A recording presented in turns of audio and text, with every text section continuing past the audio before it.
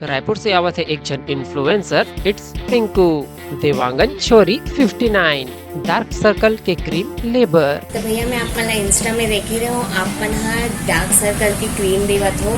तो मोला dark circle हो चुकी है आँख में एकदम ज्यादा, तो मोला क्रीम चाहिए रही से आप के साथ में डार्क सर्कल। ये बताओ कि कैसे हुई से ये डार्क सर्कल?